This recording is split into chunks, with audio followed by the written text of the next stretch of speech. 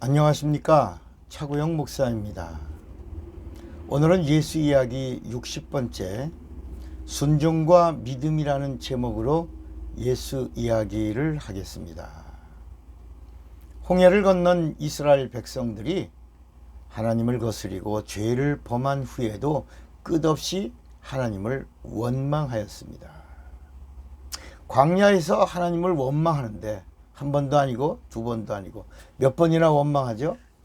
10번이나 하나님을 원망하고 또 모세를 원망하다가 광야에서 독사들이 몰려나와서 그들을 물었습니다. 그냥 문 게 아니라 하나님이 내가 이놈들을 내가 이 광야에서 쓸어버리리라 하고 하나님이 작정하시고 광야에 있는 모든 독사들을 다 몰아낸 겁니다. 순간에 백성들이 독사에 물렸고 그 독이 퍼졌고 또 그 독으로 인해서 백성들이 죽어가고 있었습니다. 이때 모세는 하나님께 나와 간구합니다. 이 엄청난 비극을 어떻게 해결해야 할 것인가를 하나님께 물었고 살려달라고 간청합니다. 그 당시 기도하는 자는 모세뿐이었습니다.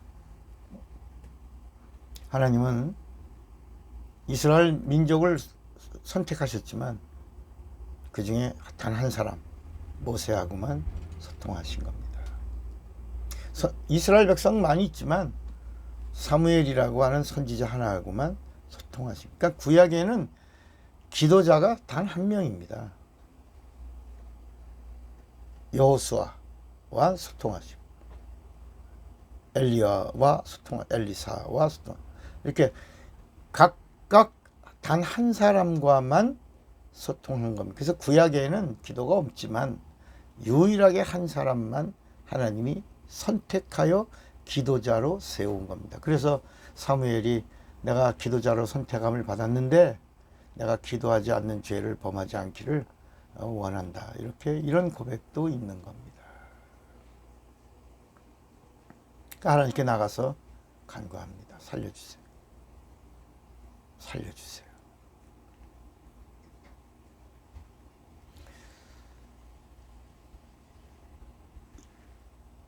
모세가 하나님 앞에 간청할 때 그 간청하는 내용이 사실 모세도 이스라엘 민족이 저렇게 하나님을 원망하는 거 그냥 싸다 이렇게 본 겁니다. 저놈의 새끼들.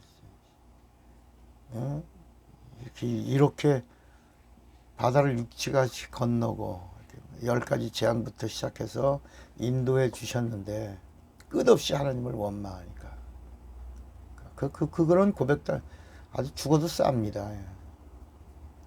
그런데 하나님, 그런데요, 저들의 모습을 볼 때는 광야에서 다 죽여도 싸지만 합당하시지만 이방인들이 하나님을 향하여 뭐라고 하는 것은 참을 수가 없습니다. 이방인들이 하나님의 이름을 모독할 것 같아서 하나님 한 번만 자비를 베푸시고 살려주세요.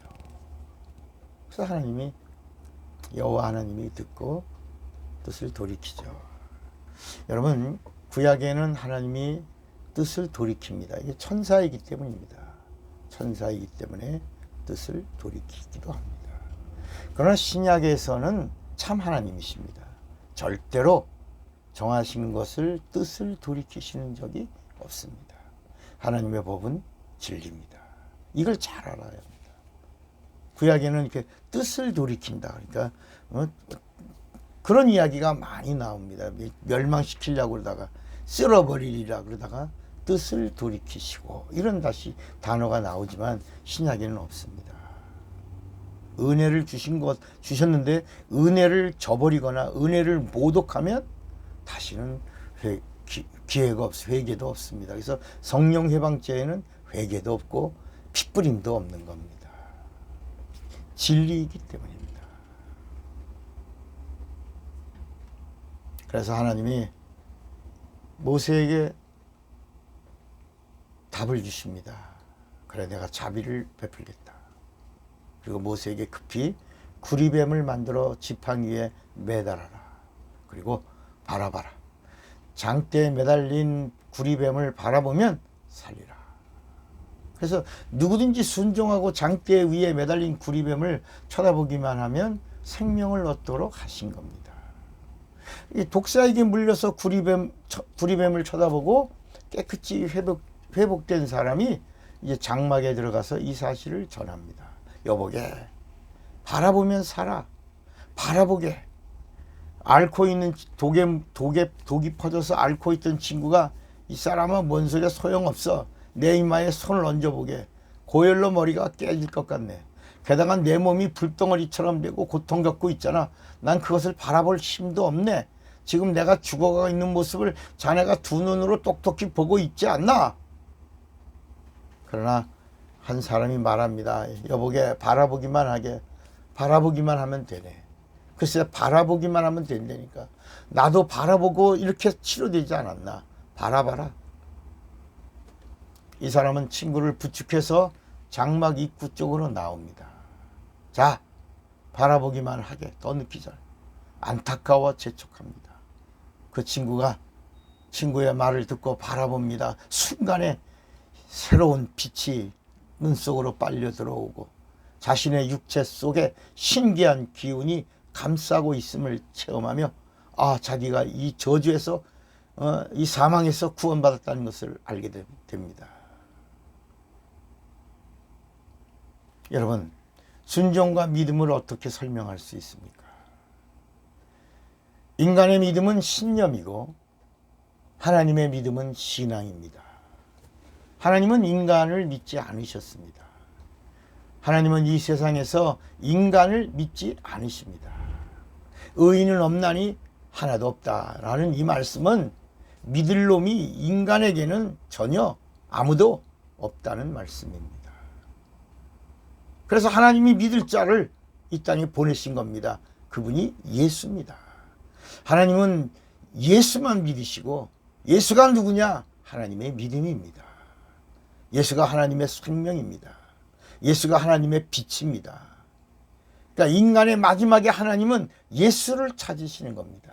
직분을 찾지 않습니다. 인간 됨됨이 보지 않습니다. 인물을 보시지 않습니다. 학벌을 묻지 않습니다. 하나만 묻습니다. 바로 예수입니다. 예수의 이름이 내 영혼에 있나 없나를 찾으시는 겁니다. 그래서 요한일서 5장 12절에 아들이 있는 자에게는 생명이 있고 하나님의 아들이 없는 자에게는 생명이 없느니라. 하나님은 우리 인간의 외모를 보지 않으시고 중심을 보시는데 그 중심이 바로 인간 안에 있는, 육체 안에 있는 영혼입니다. 그 영혼에 진리가 있냐? 예수가 있냐? 예수 이름이 있냐? 생명이 있냐? 말씀이 있냐? 빛이 있냐? 영광이 있냐? 성령이 함께 하시냐? 이걸 보시는 겁니다. 아들이 있는 자에게는 생명이 있고, 예수가 해답이고 예수가 진리입니다. 예수가 길이고 예수가 문입니다. 예수만이 하나님의 믿음입니다. 예수가 오시기 전에는 이 세상에 믿음이 없었고, 그래서 믿음이 없는 세대요 라고 하면서 주님은 탄식하신 겁니다. 순종이 어렵다고 말합니다. 그죠? 순종 어렵잖아요. 힘들죠. 그죠? 그렇게 말합니다. 그러나 순종은 뭐냐? 고개를 드는 겁니다. 바라봐라 하는 소리가 들려올 때 고개를 드는 것입니다. 순종의 각도가 15도입니다. 인간은 하나님은 인간이 15도를 드는 순종을 드리며 바라볼 때 구원을 허락하신 것입니다. 여러분, 순종이 어렵다고요? 15도를 드는 것입니다. 또 믿음이 어렵다고 말합니다. 믿음이 힘들다고 말합니다. 그러나 여러분, 순종은 믿음의 그림자고 믿음은 순종의 실상입니다. 하나님은 인간이 15도를 드는 순종으로 예수를 믿을 때 영생을 얻게 하신 겁니다. 죄를 사해 주시는 겁니다. 하나님은 가장 쉬운 신앙의 길을 인간에게 허락하셨습니다. 천국에 가는 안내서가 성경입니다. 세상에서 복을 받은 해답서가 성경입니다. 죄에서 구원을 받는 정답이 성경이 해답서입니다. 성경의 주인공이 예수입니다. 예수가 답입니다. 해답입니다. 해답. 천국 가는 해답. 제사함 받는 해답. 구원 얻는 해답. 영생을 얻는 해답. 성령을 받는 해답. 세상 잡신 다 섬기면서 제발 나도 좀 섬겨다오 하지 않으시고 세상 잡신 다 버리고 나 하나만 섬겨다오. 나 하나만 섬겨라. 이렇게 하시는 것입니다. 그리고 내 말만 들어라. 이렇게 하시는 겁니다. 구약은 순종을 말하고 신약은 믿음을 말씀합니다. 순종하고는 땅의 복을 받았고 믿음으로는 하늘의 복을 받으니 구원과 영생입니다. 구약에는 믿음이라는 단어가 단 한 번 하박국서에 의인은 믿음으로 말미암아 살리라 한 번 나옵니다. 단 한 번. 구약에 나오는 믿음이라는 단어는 전부 고유명사가 아니고 그냥 보통 명사입니다. 그냥 순종이라고 하는 단어를 믿음으로 사용한 겁니다. 그러나 그 하박국서에 나오는 그 믿음이라는 그 고유한 그 명사의 그 단어가 구루터기입니다. 구약의 구루터기입니다. 그 구루터기 위에 이제 신약의 하나님의 믿음이 시작되는 겁니다. 오늘 이 비유와 실상, 순종과 믿음이라는 이 단어 하나만 알아도 성경이 정리되고 내 신앙이 바로 설 수 있습니다. 오늘 여러분을 사랑하고 축복합니다. 기도하겠습니다. 하나님 아버지, 순종과 믿음을 아는 자가 되게 하옵소서. 예수님의 이름으로 기도합니다. 아멘. 사랑하고 축복합니다. 차구영 목사입니다.